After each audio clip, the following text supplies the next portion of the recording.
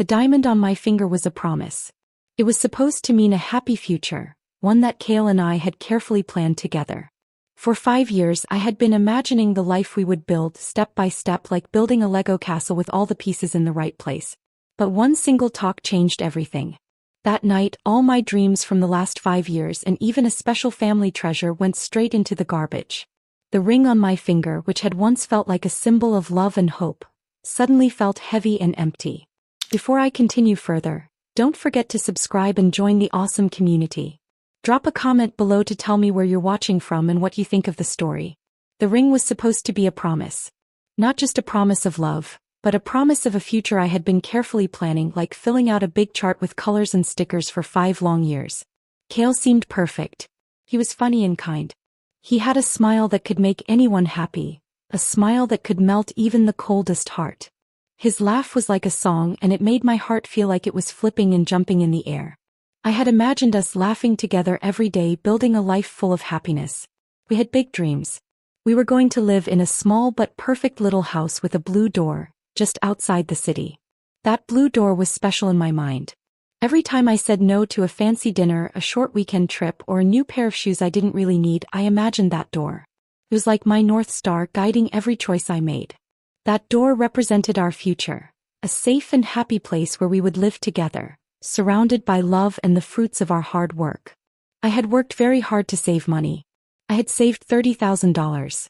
Every single penny was mine, earned from working late nights at my graphic design job and doing extra freelance jobs at home. I drank coffee at 3 a.m., worked until my eyes hurt, and saved every penny I could.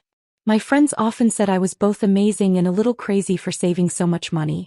But this money wasn't from my family or from luck. It was from my hard work, my sweat, my sacrifice, and my patience. Kale knew how much this money meant to me. He often kissed my forehead and called me his little powerhouse. He praised me for being responsible, for working hard, for saving money. He always talked about our future. That word, our future, had been my favorite word for 5 years. It made me feel like we were partners, like we were building a life together. But soon I would learn that the word, our, meant something very different to him. Kale's mom Isolde was always around. From the moment he introduced us, she acted sweet, like candy that melts in your mouth. She called me sweetheart and darling, but her eyes always looked like she was counting money. She would compliment my handbag and then ask exactly where I bought it. She often sighed and said she could never afford nice things. I tried to be polite and patient because I knew she had a hard life. But it didn't feel right when her sweetness always came with a hidden question about money. Kale would just laugh and wrap his arm around her, saying, "Mom, you deserve the world." I respected that. I truly did. His mom had worked hard and he wanted to protect her. But respecting someone's struggle doesn't mean you have to spend all your money on them or risk your own future. There is a big difference between helping and giving someone a free pass to live on someone else's hard work. The first crack in our perfect picture appeared on a Tuesday. Kale came home from dinner with his mom, looking unusually excited. He was practically vibrating with happiness. He grabbed me by the waist, spun me around in the kitchen, and kissed me deeply. "Babe, I have the most incredible news," he said, his eyes shining. "Mom has found the opportunity of a lifetime. It's going to change everything for her." I smiled cautiously. "Oh, what is it?" He pulled out a shiny, glossy brochure from his jacket. It was covered in pictures of smiling women holding colorful bottles. "It's about wellness," he explained, "and essential oils. But it's more than that. It's a business.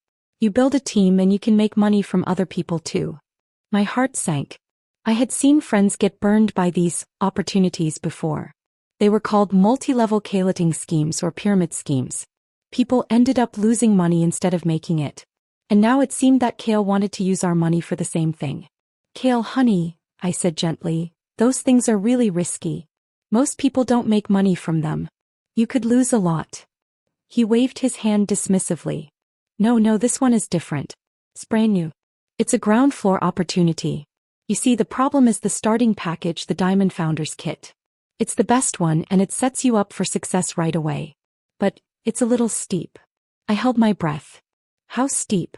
He looked at the ceiling, then at the floor, and then finally at me. $25,000. I almost choked. $25,000. That was almost all of our house savings. Kale. That's insane. How is your mom going to get that money? I asked, my voice shaking. He took my hands in his, squeezing them tightly.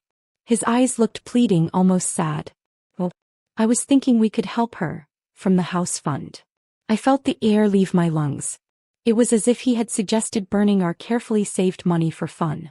No, Kale. Absolutely not. That money is for our house.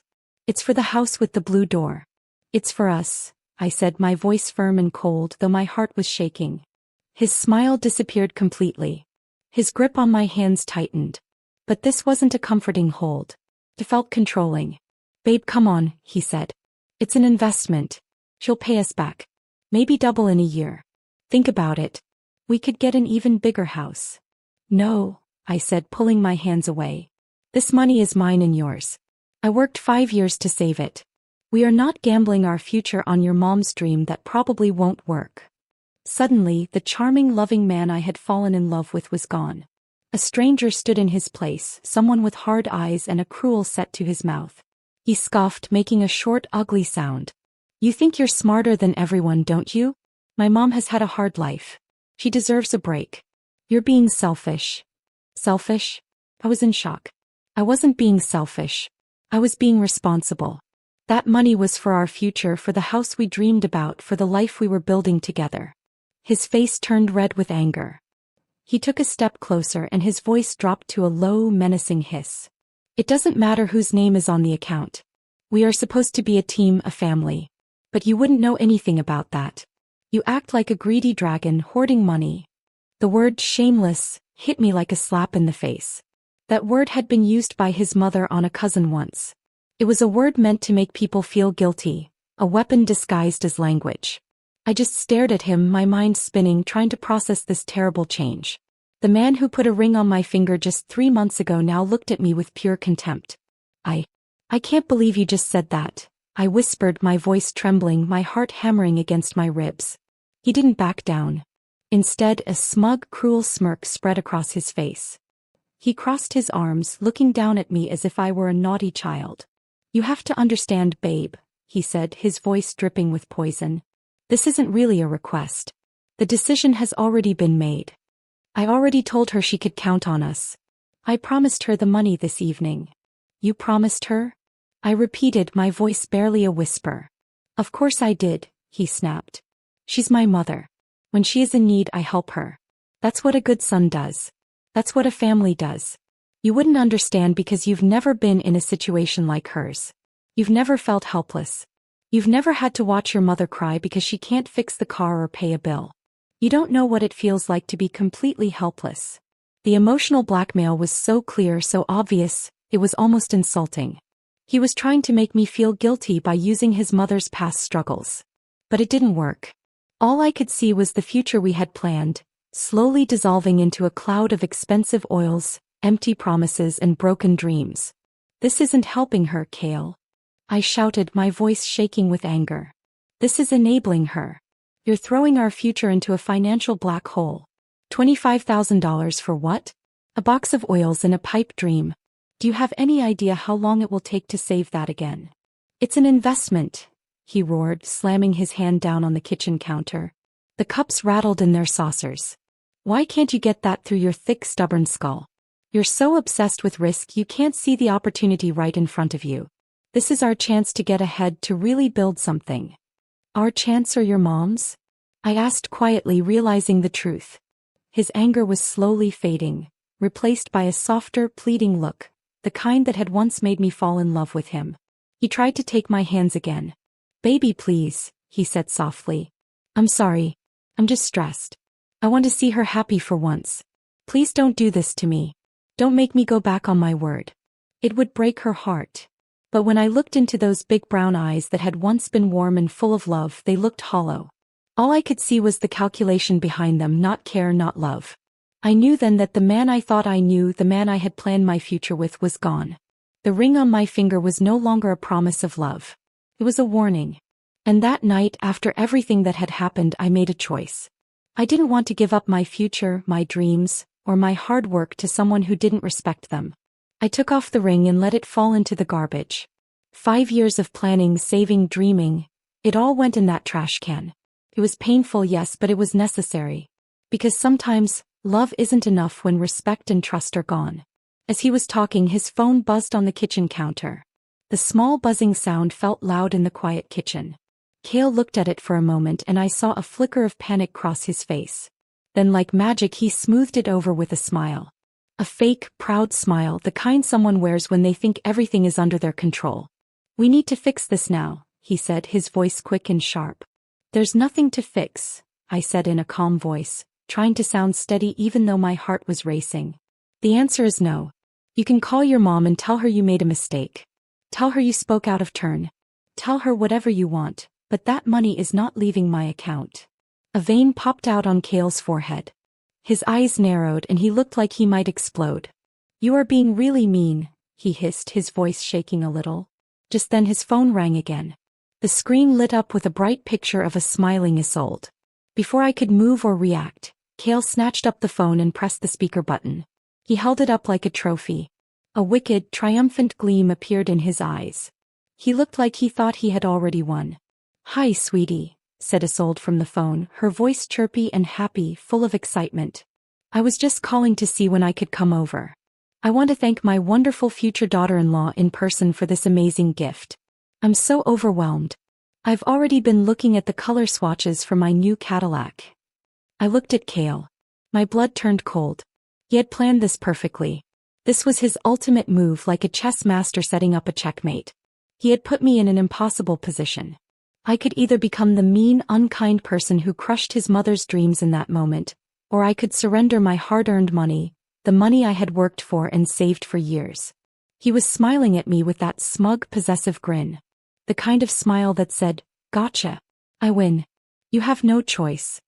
But inside, even though my heart was pounding, a strange calm fell over me. It was the calm of a captain in a stormy sea, the kind of calm where panic isn't allowed because you need to think and act carefully. I looked at Cale, the man I thought I knew. I saw the ugly, manipulative trap he had set. He believed he had won, that he had broken me. But he didn't know the real me. I took a deep breath, forced a bright, sweet smile onto my face and stepped closer to the phone. "Isolde, it's so lovely to hear from you," I said, my voice as happy and sweet as hers. "Of course. Cale and I were just sorting out the details. We're so thrilled for you." Cale's smile grew bigger. He thought I had given in. He thought his trap had worked perfectly. Isolde squealed with delight on the other end of the phone. "Just give us a moment to get the transfer set up, okay?" I continued, my eyes locked on Cale's. I moved over to the kitchen island and flipped open my laptop. He watched me closely, proud like a king surveying the land he had just conquered.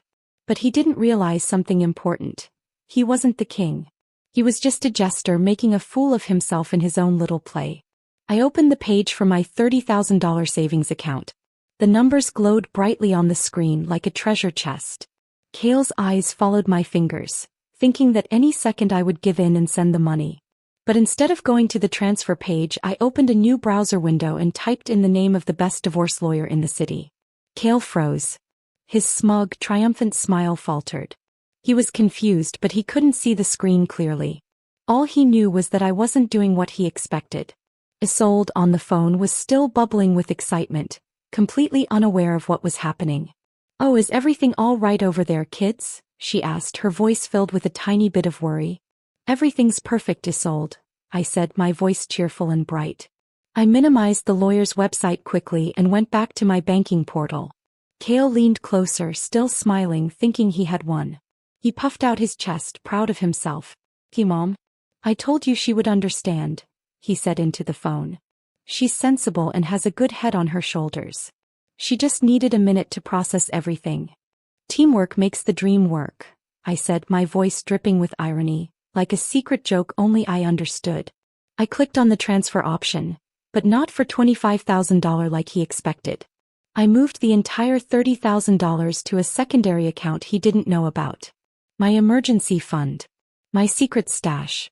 The money was gone from the savings account he thought he could control. Cale beamed. "Great. So now you can send it to Mom," he said, feeling proud of himself. "No," I said calmly. "I can't do that." "What? You just moved the money," he shouted, panic in his voice. "I did move it," I said. "But not to where you think." Isolde's voice on the phone became confused. Honey, is there a problem with the bank? Are you okay? Kale's face turned red with anger. You can't do that. That's our money, he yelled.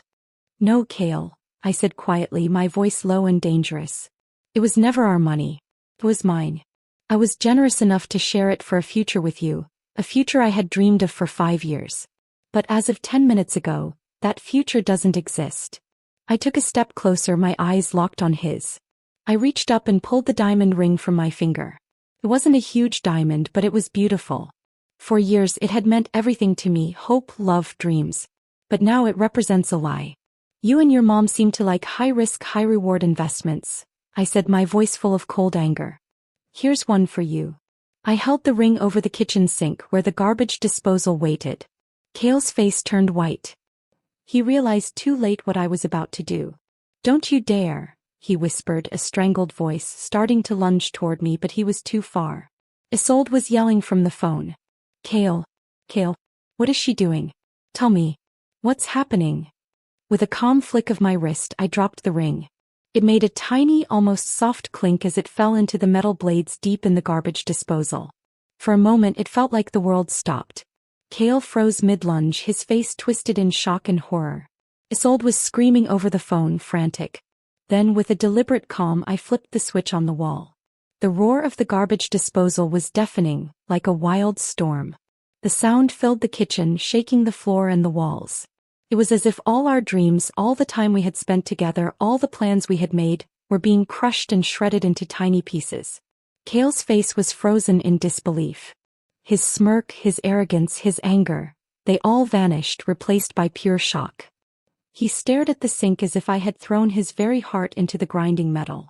The roar of the disposal lasted only a few seconds, but to me it felt like an eternity. Then I flipped the switch off. The sudden silence was louder than the noise, heavy and powerful. You didn't. Kale stammered, his voice cracking. You actually did it. From the phone, Isolde was screaming frantically. Kale, what did she do? Tell me. What happened? Kale stepped closer to the sink, peering in as if he could somehow make the pieces of the ring magically reassemble.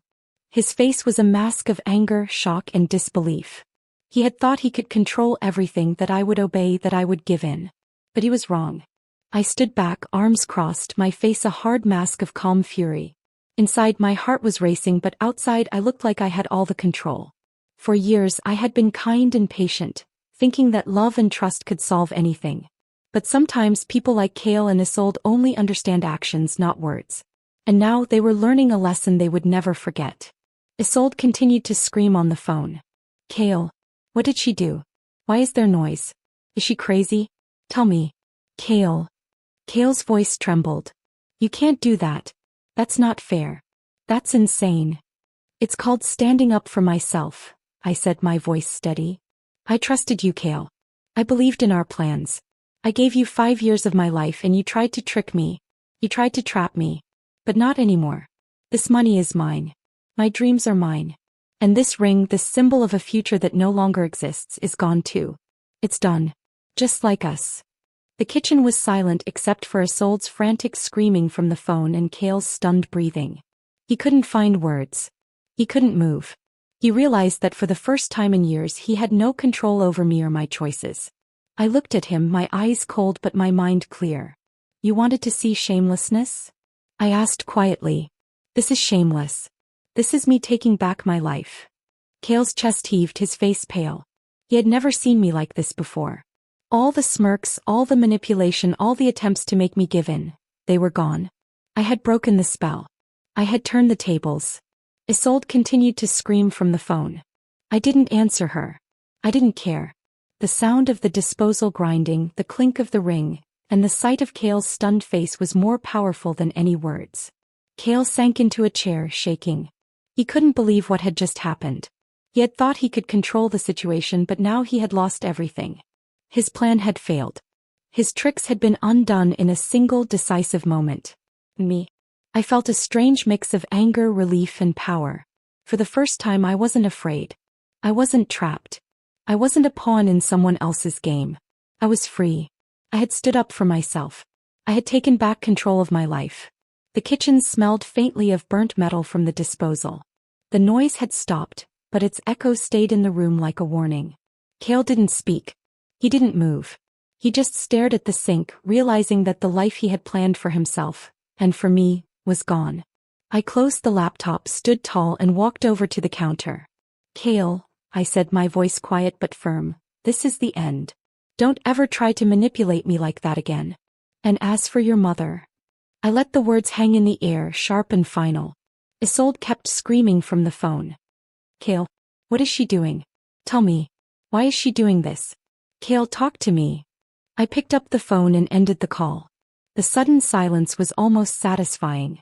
For the first time it was just me and Cale alone in the kitchen. No tricks, no traps, no lies. He looked at me, his face a mixture of disbelief, anger, and fear.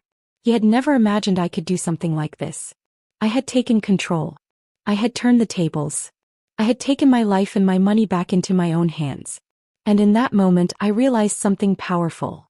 I didn't need anyone else to control my happiness.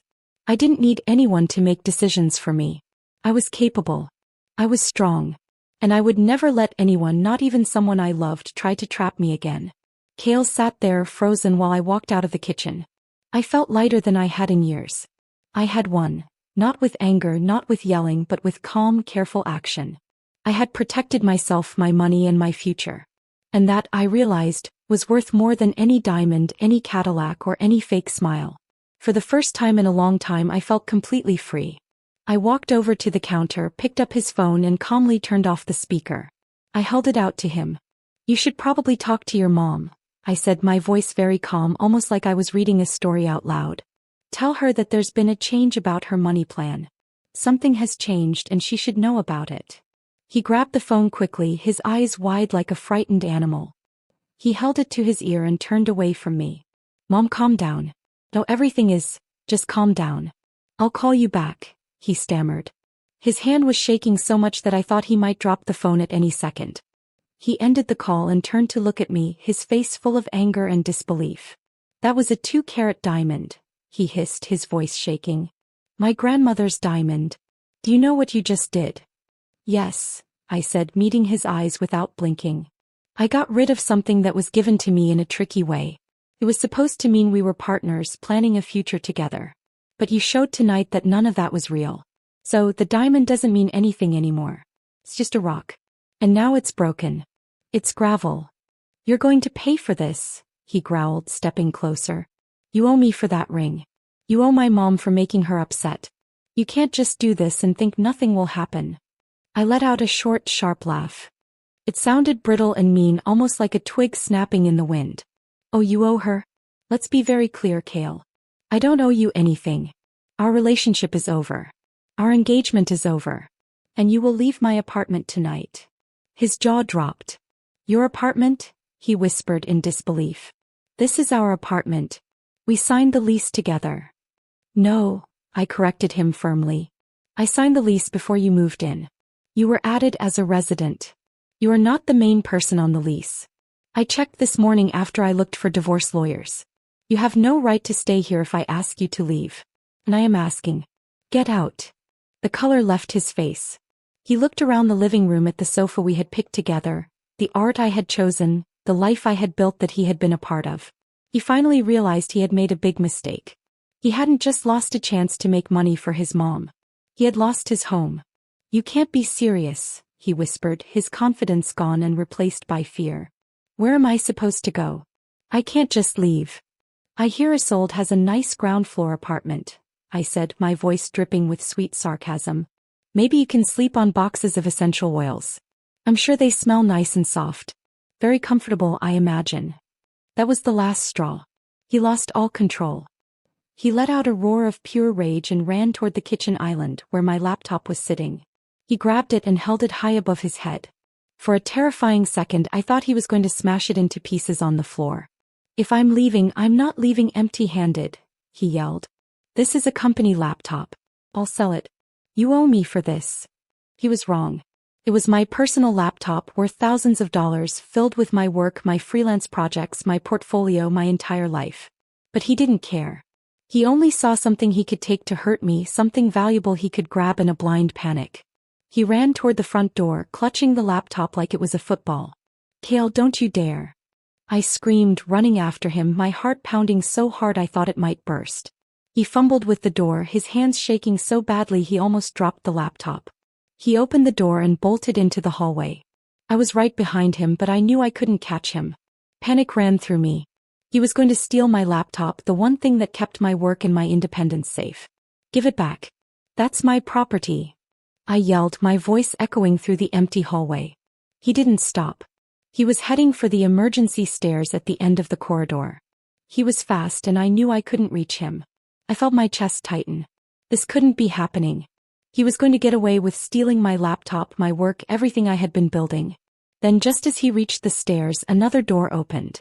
My neighbor, Tobias, a retired police officer with a permanent frown and two yappy little dogs, stepped out. He took one look at the scene and immediately understood what was happening. Cale shoved past him, trying to get the heavy fire door open. But Tobias didn't hesitate. He dropped the leashes he was holding. "Hey!" he boomed, his old cop voice cutting through the air like a loud horn. "Stop right there." Then to my utter shock he let out a sharp, piercing whistle. From his apartment came a blur of fur and muscle. A massive German shepherd, not one of the tiny yappy dogs but a retired police dog named Oren.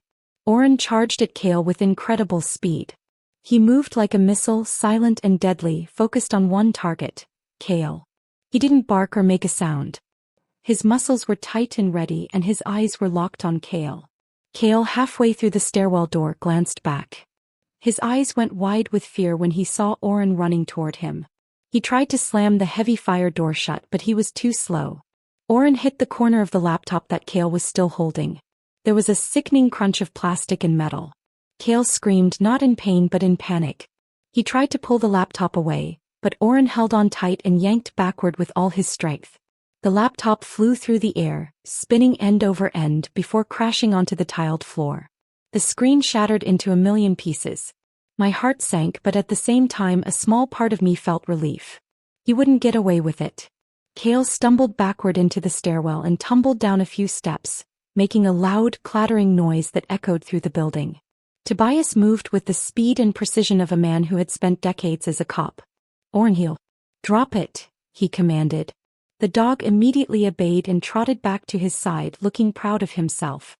The two little yappy dogs ran up to the scene, barking and yapping at all the chaos. I stood there, breathless, staring at the broken laptop on the floor. Then I looked at Cale, groaning at the bottom of the stairs. The whole scene felt like a movie. I could hardly believe it was real. "You all right, miss?" Tobias asked, his gruff voice cutting through my shock. I think so," I said slowly, walking toward my ruined laptop. My heart sank when I saw how badly it was broken. The case was shattered, the screen destroyed, a total loss. But then slowly a strange sense of calm washed over me. It was just a thing. A very important, expensive thing, but replaceable. What wasn't replaceable was my dignity, my future, and my peace of mind. And tonight I had saved all three. Cale tried to get up, wincing with pain. "She's crazy," he yelled at Tobias. "She attacked me. She destroyed my ring. She sent her dog after me." Tobias raised a skeptical eyebrow. "Son, I've been a cop for 30 years. I know what a fight at home looks like. I also know what a thief looks like. Right now you look a lot more like the second one." He pulled out his phone. "Maybe I should call my friends at the police station and let them sort this out." The thought of the police was the last straw for Cale. No police," he mumbled, shaking his head. "That's what I thought," Tobias said, his voice grim. "Now pack up your things and leave this building. I'd advise you not to come back." Cale limped back into the apartment. He looked defeated, packing his clothes into a duffel bag, grabbing his toothbrush and even his expensive cologne. He didn't look at me.